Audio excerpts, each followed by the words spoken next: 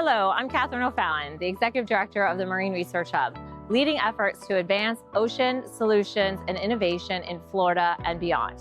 By 2030, the global ocean economy is projected to reach $3 trillion and 40 million jobs. And Florida, surrounded by water, is uniquely positioned to lead the way with marine solutions with a global impact. At the Marine Research Hub, we connect stakeholders, elevate oceanographic research, and commercialize marketable solutions that drive investment opportunities, create sustainable jobs, and ultimately protect our marine and coastal environments. Founded in 2017, the Marine Research Hub bridges the gap between scientific discovery and real-world application. Through collaboration between researchers, entrepreneurs, policymakers, and industry leaders, we accelerate commercialization, investment, and ecosystem building, creating lasting impact for our oceans and coastal communities. We are just beginning to make waves, and the potential is limitless. Join us as we fuel the blue economy through innovation, sustainability, and strategic investment from Florida to the entire world.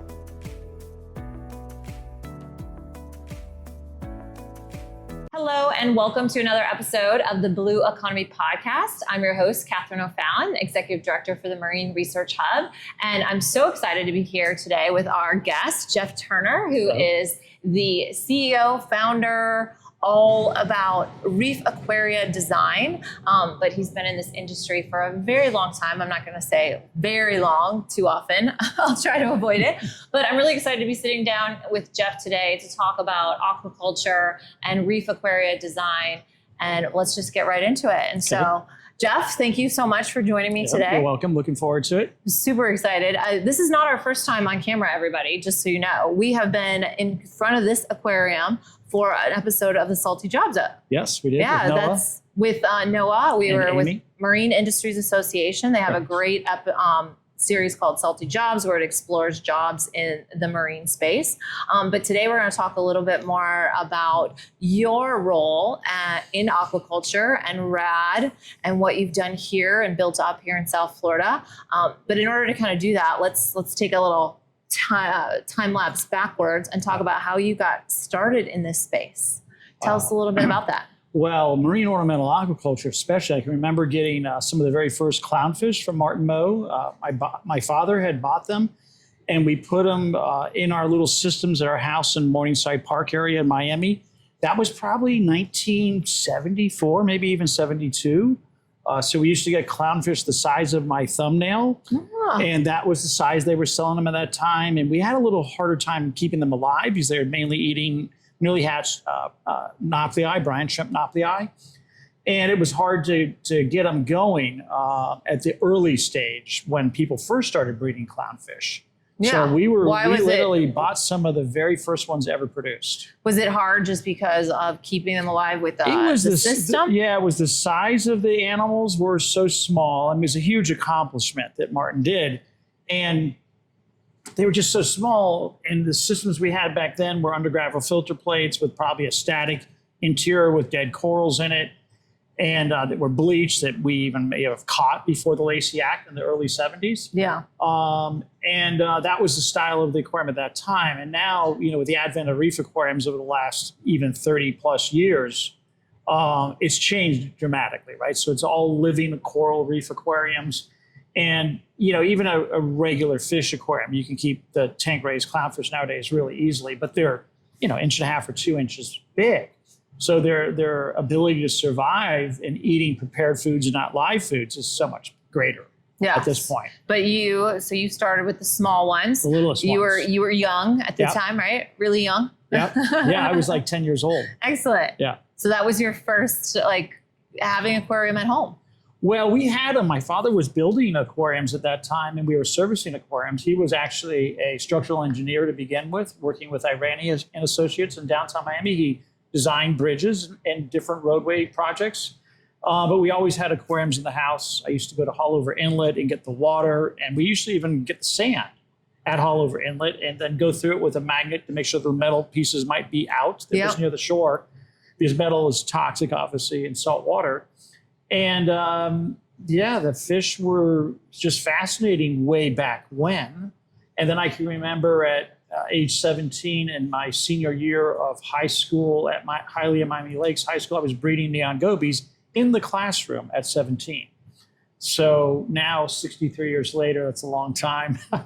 It's, probably what, 45 plus years of dealing with marine ornamental aquaculture. It's quite exciting. And the transition to where we are now with growing so many different types of species of fish and corals. Yeah. Too. It's fascinating. Well, and you were a huge part of really nurturing this industry and growing it up here in South Florida. Yeah. A huge part of it. So tell me a little bit about that journey, because I know there was a huge relationship with Harbor Branch, which is now Florida Atlantic's Harbor Branch, but it's been Harbor Branch for a long time, owned by different people and different things happening there. But talk about kind of the establishment of, the aquaculture industry and your role in that here in Florida. Well, going back to I would call it the early 90s, we were importing corals, live corals from the Indo-Pacific. We were collecting wild live rock at that time when it was still legal to do in state and federal waters. And then eventually the state and federal government provided the opportunity for us to aquaculture live rock in the ocean. We get a submerged land lease and do that. Several people down in the Keys did that really successfully. Ken Niedermeyer, who a lot of people know in the coral restoration sector, did a coral live rock farm off Tavernier. That was in the 90s, mid 90s when he first got his lease.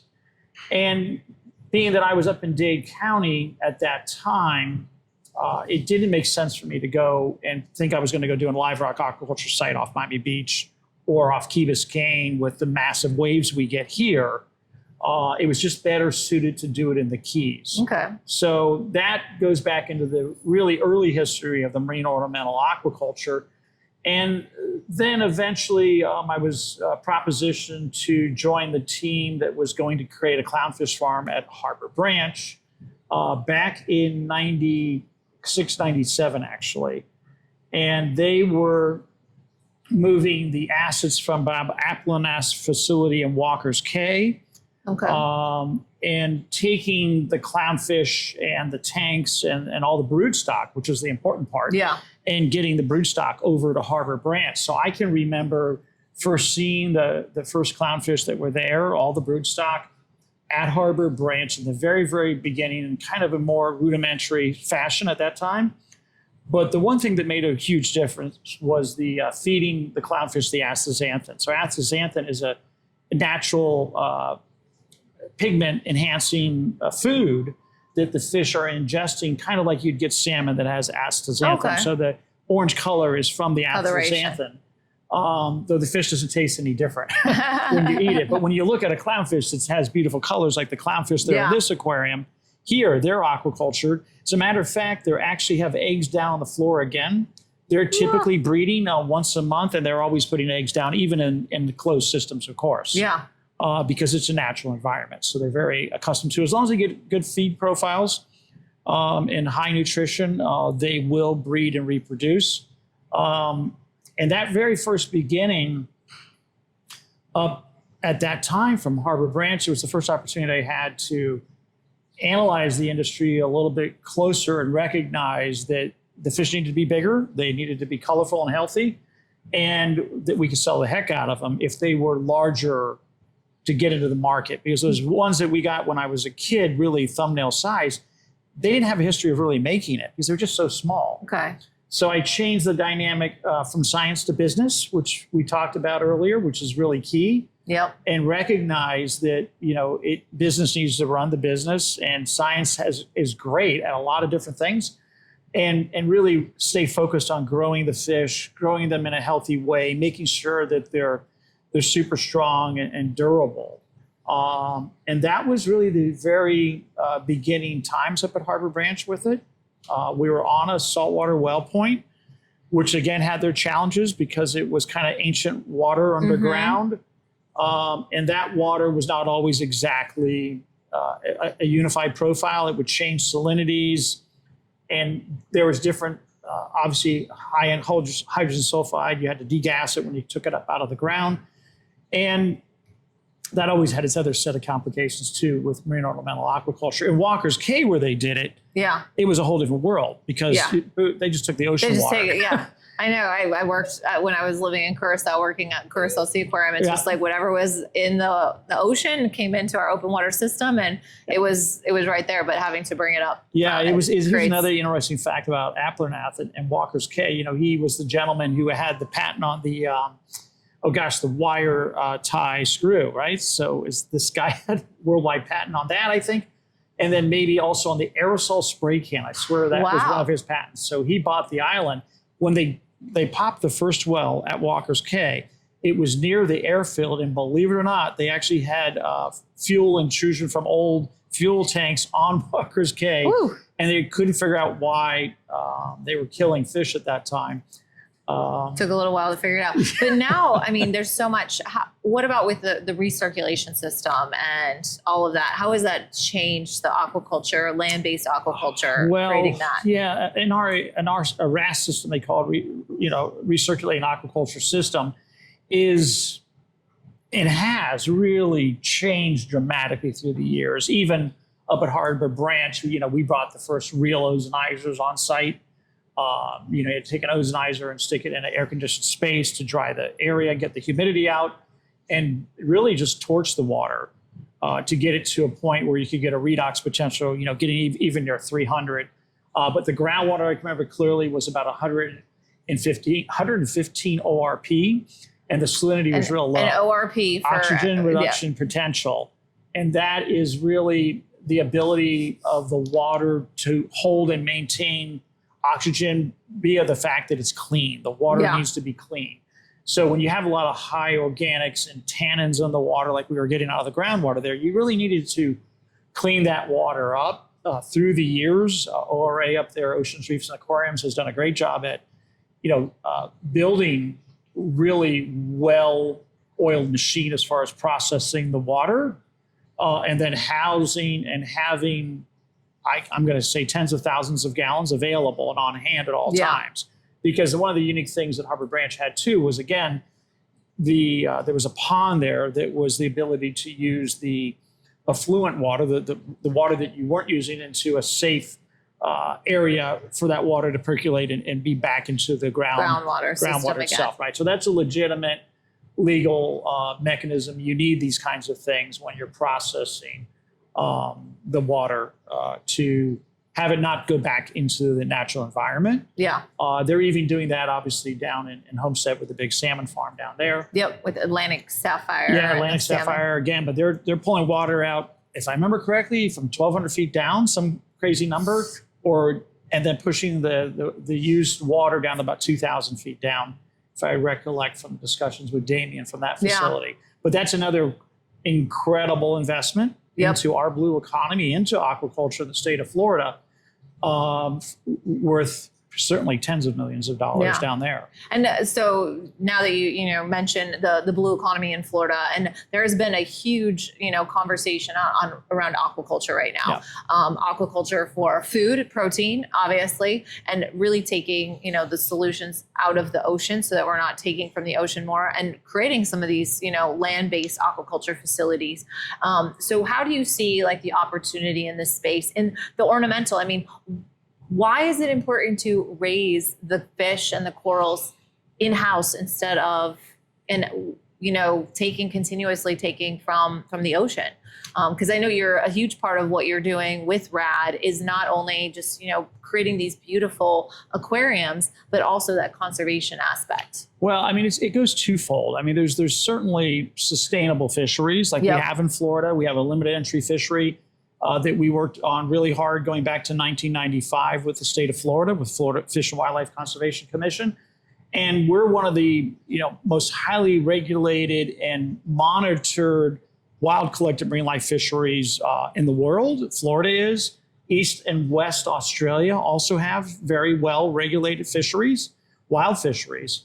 And the reality is that the more we can aquaculture different species of marine ornamental fish, the lesser impact we have on the natural environment. Not to say that wild-caught fisheries are bad by any stretch of the imagination, as long as they're regulated and monitored and managed. Gotta have a balance. Yeah, we're not using cyanide. We're not using, chemicals or breaking up the reefs to collect these fish. Yes. These are really bad practices. But when you go into aquaculturing the marine ornamental fish like clownfish, I mean, there's probably 1 million clownfish a year sold nowadays that are aquacultured throughout the world. I would say from as far as Germany to England to all over Asia, and then here in the Americas. But then you go into like the yellow tangs, which are being bred now in Hawaii, the blue tangs, the Hopus apopus, those are being bred in Hawaii too from Biota Aquaculture, which is a kind of a worldwide company doing this too with pelagic spawning fish. And Bali Mariculture in Indonesia. I believe there's a big facility going up in Australia right now with marine ornamentals. Wow. So the more of that, and I've always been a proponent of it, is they're already acclimated to life in a tank, in an aquarium. So they've never seen a piece of coral. They never saw another species of fish. And they're just so acclimated to people too. When we were walking over the labs earlier now, I was feeding even the fish. Yeah. And they just come right up to you. They're not afraid. You can take them instantly from that aquaculture system that we have and house corals and everything in the back and immediately put them in to a client's established aquarium that is already biologically active and stable. Yeah. So, the more fish that we can breed, the better it is for everybody.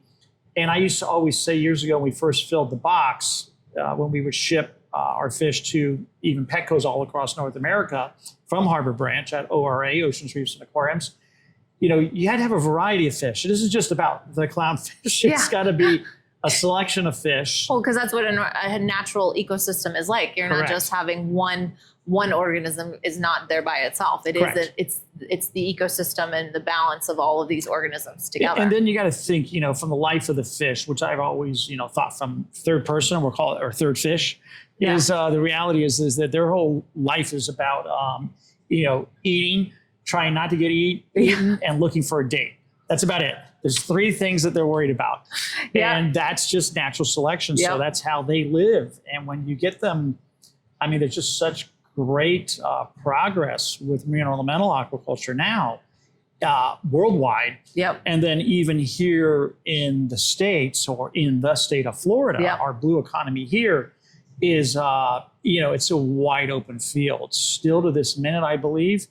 And I would make a forecast that here in the state of Florida, there's some great teams growing corals too. Obviously, we know that, Florida Aquarium's doing it with our Atlantic species here that are massively threatened from all sorts of impacts.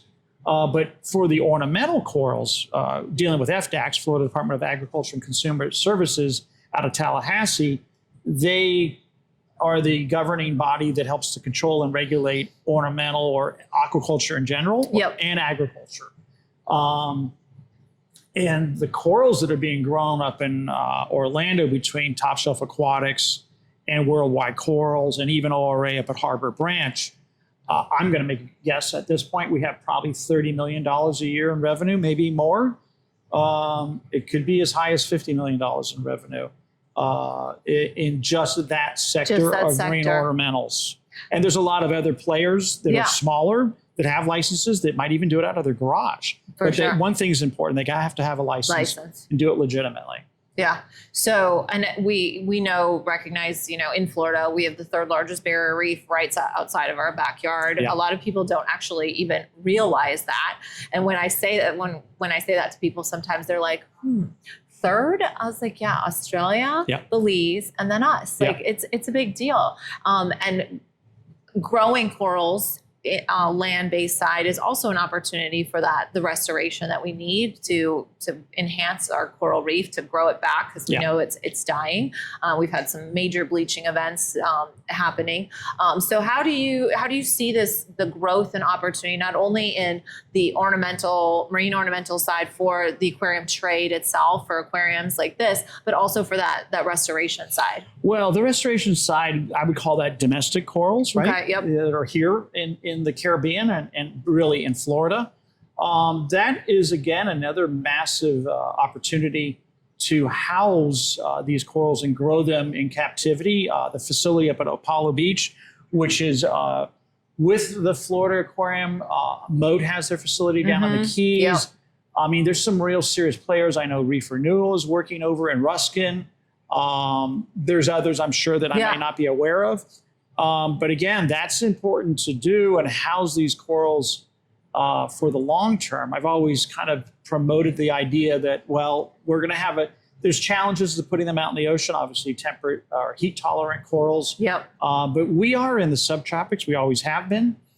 And that isn't changing. So this dynamic of getting a really bad cold front and the temperature going down and then having a hot summer like we had where the water went up into the 90s and stress bleaching out all these corals down in the Keys and off of our shores here. It's just fascinating, that dynamic, but we've always been in the subtropics. There's well-documented cases in the 1920s of massive fields of aquaporids and between Elkhorn coral and staghorn corals down in the lower Keys off Key West, just whole areas being wiped out from a cold front. Yep. So this has been going on for hundreds of years, I'm sure thousands. Nature has a way of doing, these ebbs and flows. And I wish I could tell you right now that, all the coral restoration efforts are going to work and it's all going to be a happy thing. And we'll have staghorn and elkhorn corals growing like weeds again down on the Keys one day. I certainly would be lying to you if I told you that. So we're not going to do that. But I think holding them in-house, growing them to the best of our abilities, including pillar coral, which is highly endangered. Oh my gosh, yes. And and many of these corals take decades to grow as big as what we've seen them out on the reef. But I think they're, like you said, growing them in-house, having that ability, and we have to try some different things. Not everything's always going to work, but I think the big part that you've landed on in this space, and I'm going to go back to, is the business side of it. Right. Making it, in order for us to do good and to do continuous conservation efforts, we also have to make money while doing good. And that's what the blue economy is all about. Sure it is. Is making money and doing good for our environment. And you've done that. You've built a great business with Reef Aquaria Design here at RAD. You've had some amazing installations. If anyone's been to Steak 954 down at the W Hotel in Fort Lauderdale, they'll see the jellyfish. The jellyfish shipping all over the world. So you have jellyfish. You have aquariums that you're installing at some very high end places. But I want to talk about, I want you to talk about that growing, but then what you're doing with your clients' aquariums and that continuous kind of operation. You may have to. We may have to go backwards in editing, but anyways, I'll just go. We're not going to edit. People just love to hear. We're going to have to talk about. We're going to have multiple conversations here. Well, I'm going to give you one that goes way back too. So I can remember as a kid snorkeling and going diving and collecting tropical fish off Miami Beach off 4th Street and diving the First Street jetty, a pier that was there. There was a concrete pier by what is now, Nikki Beach or whatever down on South Beach. Yeah. And my mom used to drop us off with the station wagon with we had a little floaty little raft and our little hoops with holding our tropical fish in there and spear guns and whatnot. But you could dive right off the beach on the first reef and dive on huge coral heads and just massive gorgonians. And, all of that changed dramatically with beach renourishment. So suddenly became this great thing about beach renourishment. And we're going to put beach sand on the beach and dredge it up from the second reef or in between the reefs. And that was going to fix the issue with the buildings getting saltwater intrusion coming on them with big waves and the sand keeping to go away. And that really was the big domino effect that transitioned, what happened to the reefs here off Miami Beach when I was diving as a kid. And that transition is the thing that's still the same transition as us. And that's one of those things you have to really recognize. We can name all the problems and all the things we're going to fix. We're a benefactor with Miami Waterkeeper as well. We support Frost Science. Yep.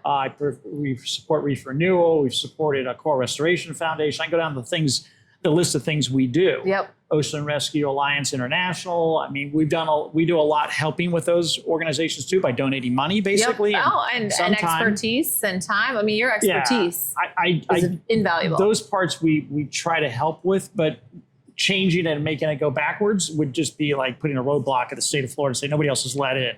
Yeah. It's us. We're the big issue. So going back at the blue economy, I had to go off on that tangent because I can remember diving as a kid and seeing a huge hammerhead shark come at us. This was before Jaws came out. Wow.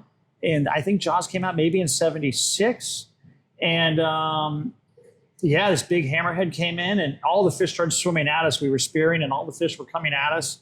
I'm thinking, why are the fish swimming at us? And then suddenly there's this 14-foot hammerhead shark right in front of me. And I thought, oh my God. We jumped on a little raft and used our fins to paddle back to the beach because we were chicken.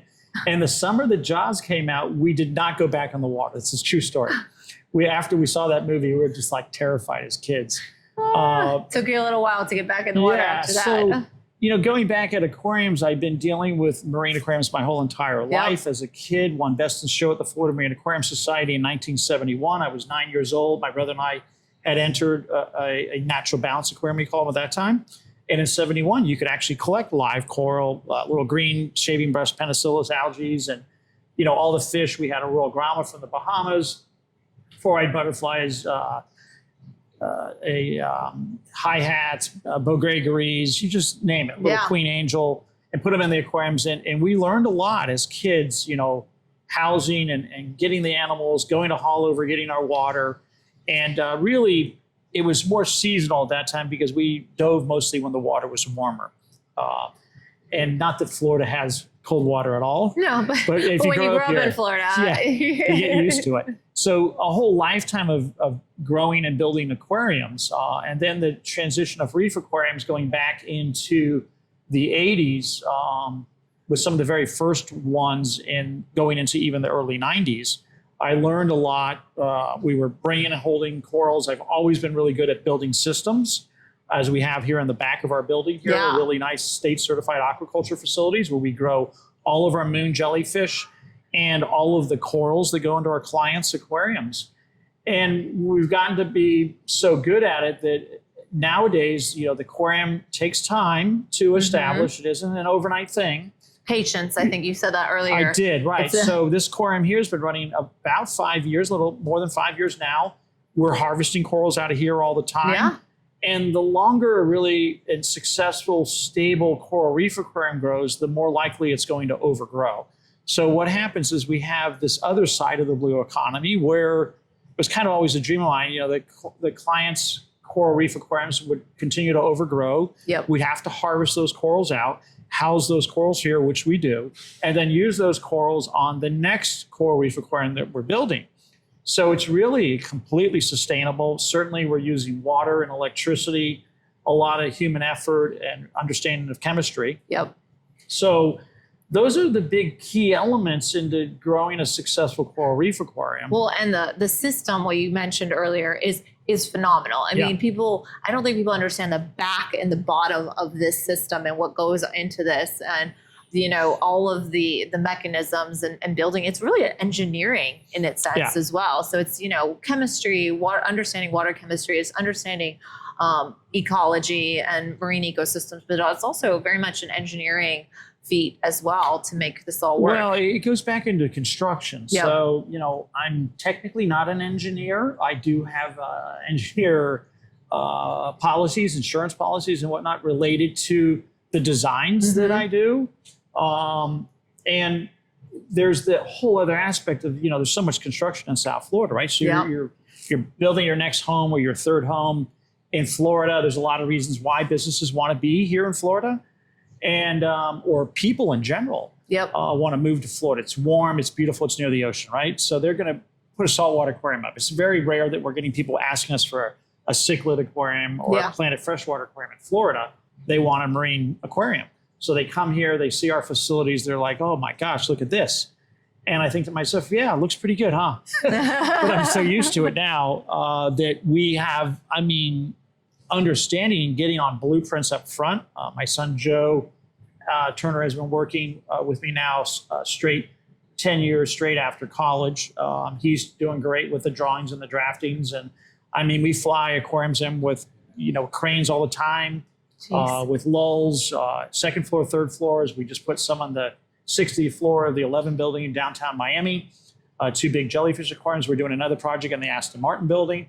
I'll be flying a 5,600 gallon aquarium here, residential in a confidential spot here next month. There's a lot of really big projects we're doing, and it's super duper exciting. But to me, I think really the big key when we bought this building that we're in now was just recognizing what we needed, understanding construction well enough to do a great job of building systems. Because it all comes back into the backbone, right? You drove here in a car. I have a big white dually, and we both got to the same place. But my car is a lot bigger than your car. Somebody might, buy a brand new Aston Martin, or they might have a Porsche, or they might have a Bentley. And the car still gets you there. Yeah. But the engine underneath is pretty impressive. And my wife has a boat, a real boat. Well, and I think what you mentioned about all the different projects that you're doing, and I really love like the kind of the circular pattern of how you have created this business is, like you said, you put it in an aquarium into some very high-end places, but then you're maintaining it, you're taking care of it. So, all of those employees, so I'm going to get to that in a second. But, you like basically when I was here doing salty jobs, I came into this tank, we broke off a piece of that coral and then glued it on with special marine epoxy type of glue, glued it onto a little plate, and then put it into another aquarium so that it can start growing that next aquarium of coral. And I think that's a really important piece of how, maintaining these reefs, growing them, you're not taking from the natural reef anymore because you don't need to. You need to, you're basically creating everything in-house and then, supplying those next aquariums. So I love that. Tell me I want to ask, what is one of your favorite projects that you've worked on in some of those big high-end places, or maybe it's a small place that is unique? I think when I really go back at the historical record, when I was approached by the Smithsonian, actually it was Design and Production in Lorton, Virginia, had contacted us related to the projects of redoing the area in the Smithsonian's National Museum of Natural History in DC. They had a coral reef aquarium that they wanted to build. And I thought to myself, well, gosh, yeah, that's pretty cool. I'd be thrilled to do that working for the Smithsonian. And I was one of 9 companies interviewed at that time. That is now got to be a solid 18 years ago, to come up and give a pitch on, what we were going to do. Yeah. And I'm like, oh gosh, yeah, I could get that job. And, I was up against some really serious competition, right? Science as well as professional businesses. And I remember going to the meeting, in a suit and tie with another buddy of mine from DC at that time. And they had questions, and they were just doing a general interview questions. And they asked me a question about, the aquarium and the design of it and what was going to happen. And I looked them in the eyes, and I said, well, gosh, we got to look at the next 25 years.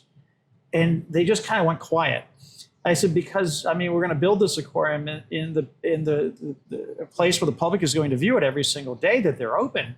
And the Hope Diamond's in the building. We better build something of caliber. And I said, we've got to look at the next 25 years. And as I walked down to the room, the gentleman there, I think his name was David, he patted me in the back. He says, you're going to get the project, is what he told me.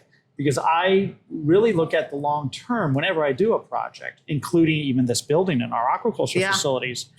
It all goes back into professional care and management of the system. It's super important.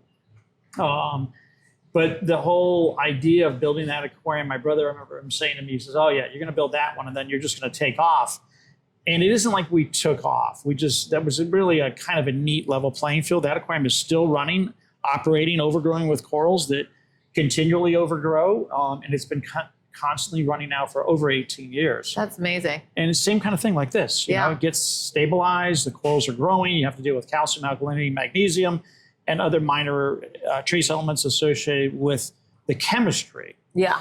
So it's always chemistry, nutrition of water in a box, basically, is how you look at it. But the support of it, the significance of life support, the significance of looking long-term is key to every project that we build. Got it. And that's important. Yeah, it really is. Even with these jellyfish, they're spineless and brainless. And but they've been here 500 million years on the planet. So there's a reason why they survive. Except mine. Yours, you killed a couple of them. That's okay. No, I didn't kill. They passed away. I think I think you told me one time I was asking about what I was doing wrong, and you're like, you're over loving them almost. You're giving them too much attention. Yeah. I was like, they can tolerate a lot. Yeah. So things we've learned. Let's go back into the wild caught or the wild reefs out here, and effluent and runoff and phosphates and nitrogen and all the things that affect the reefs, right?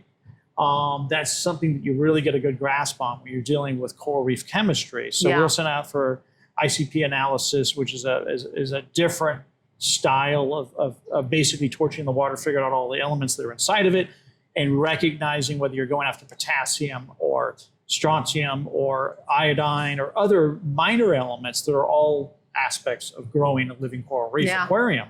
So if you're really a good aquarist, you recognize what does happen in the real ocean and how that affects everything that you do. That happens in these aquariums, yeah. Yeah, and I've been fortunate. I mean, Jolene and I have been diving together since 1980 when we went on our first date to the Columbus Day Regatta on the boat.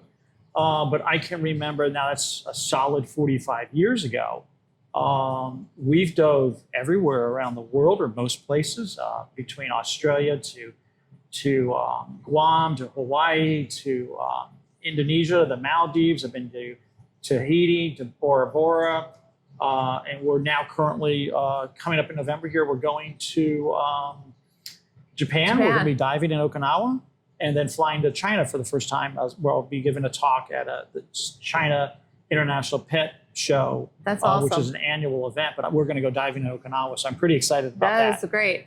I mean, you're definitely, well known in the space of aquaculture, and also thinking about, the future for RAD for you and kind of continuing to grow the business. I want to kind of think about jobs in this space, and what is your, kind of the next steps in the next 5 to 10 years for you? Well, I think the biggest, still kind of, it's a missing link in our trade and the professionalization of the aquarium industry throughout North America and even worldwide. That's part of the talk I'll be giving at China, as a matter of fact. But we're looking at our Fish Guy Professional Group, which is a national network that we have that's formulated into an organization where we're sharing our best practices and really working at a training and certification module for our, what we call... That's amazing, Yeah, it's the Aquarium A-Team, we call it. We have it on the back of the guys' shirts now. And that's the direction we're going, because it really comes back into, training and certifying our own technicians and more on a national basis to help legitimize methodologies and practices and doing the same thing over and over and over again. So you're not reinventing the wheel. It's very hard to say that, even for me, to say that I would build an aquarium that I did, let's say, at the Smithsonian 18 years ago, the same exact way. I'd probably look at it and say, well, there's a few changes I would make. So it's an evolving practice, but it's so refined now that, we can realistically guarantee success with the Coral Reef Aquarium. So as long as we continue to service it on a regular basis and take into account all of the chemistry and nutrition, temperature control, ventilation, you name it. I mean, just even looking at CO2 in a room, even the offices, there's higher CO2 levels because there's people and it's a closed space versus out in the warehouse where there's fresh air going through. So you have to really analyze all of it. Yeah. And part of, so creating the certification is going to really elevate kind of nationally and internationally the industry. Because so most of the people who come and work with you or that you work with, are they marine biologists? Are they engineers? Are they, what's the background? I think really the best aquarists that we get are truly aquarists to an extent. They either understand, they understand the chemistry side to a much higher level. But a guy or a gal with a 4-year marine biology degree is great. We just hired one of the guys recently that I met up at Roger Williams University. They have a very nice aquaculture program up there. But he has 4-year chemistry and a 4-year marine biology degree, so double. And, you know, one of the things I'm always looking to do is hire somebody smarter than myself. And that's a hard thing for people to recognize. You always want to be doing that. And just because they're smart doesn't mean necessarily that they're a very good aquarist. But if they get a good foundational understanding of chemistry and biology, or marine biology especially, that's a big help. Yeah. So where do they go get a job, right? Is they going to go to SeaWorld maybe and get a job there? It's kind of a funny thing, is our daughter always wanted to, you know, be a dolphin trainer when she grew up with a marine biology degree. I don't know about you, but I know you have a degree. I know from teaching marine science for a long time. That was most of my students in sixth grade. And I thought to myself, yeah, well, that's really not your answer. And, you know, maybe a big public aquarium or accredited facility housing dolphins, that might be, you know, the proper place to do it. But we won't build that kind of aquarium, and we're not really interested in it. It's just like, you know, when people come to us for a shark aquarium, we're not interested in doing shark aquariums. To me, you go see them at Frost Science, you know, go see them at a big public aquarium somewhere. It really isn't our goal to do that. This is way more educational and beautiful than you and I looking at a shark running around a box that he's going to overgrow eventually. Yes, because they only, they'll. Right. I mean, even nurse sharks. I mean, I have nothing to do with shark aquariums. And that's by choice, actually. So, you know, the role of the future of finding work in the blue economy, I think, in the aquarium sector, there really is the private public area for the natural corals from Florida, which are all mostly for restoration efforts. That's one sector. And then there's this sector that we're in, which is privately held, typically professionally built, high quality marine reef, living coral reef aquariums, and then jellyfish aquariums. We also do super well with, like the one at Stake 954 that's been there now running for almost 18 years. I didn't realize it was that long. Yeah, we've never emptied that aquarium, not once. It's never been emptied. During COVID, it went down because they closed down the hotel and things associated with the restaurant. So we really didn't do a lot to the jellyfish during that kind of 1.5 year period of time. But again, it's up and running and still looking great. But there goes, again, the reality of what the business is to me, and the foundation of what we do is the core part is the longevity with the servicing of the aquariums. Yeah. And then finding the right team members to join that are active, that want to work. And that's a real key element, I think, in any aspect of aquaculture, right? Fish never take a day off. It's 365 days a year. Even jellyfish really don't take a day off. And during storms and hurricanes and things that we know. Holidays, Christmas, Thanksgiving, Easter, it doesn't matter. Somebody's here in the building working every single day. Every day. Yeah, it has to happen. Yeah. And that's a really important part to understand too. But, you know, for me, looking at it's got to be a passion. That's another aspect I think that's super important to recognize when we're looking for a new team member to bring in and to help get involved with it. They're like, they want to learn. They're excited about it. And heck, I'm still learning at 63 years old. I'm not stopping. I don't know all the names of all these fish. I don't know the names of every coral. You're such a good educator too. I know you do a series of little video series as well. Yeah, we just do a weekly YouTube. Yeah. All right. So as we are wrapping up, because I know we can sit and talk so much longer, because I love always chatting with you. I think my first time over here to tour was like 2 hours of us just talking and geeking out over like coral and aquarium stuff. But so we might have to come back again and chat more, and maybe in a different location at one of your other inside one of the or maybe we'll go to a client's house if they let us in. There we go. Some of those high-end clients who you can't talk about sometimes because they've got these amazing aquariums. But as we're wrapping up, where can people learn a little bit more about RAD? They can on YouTube. Is it under Reef Aquaria? It's under reefaquariadesign.com.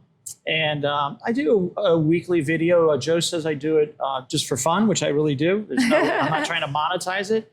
But I use it as an educational tool, and it's a way to communicate with people for them to realize, we are a growing concern. It's a real business, and it's super exciting what we do. We have, almost 20 different projects going on right now simultaneously. And it's fascinating, how long it takes to build a house. And some houses could be 4 years to get built. And that's how it is. Some think they're going to do it in a year, and it takes 2.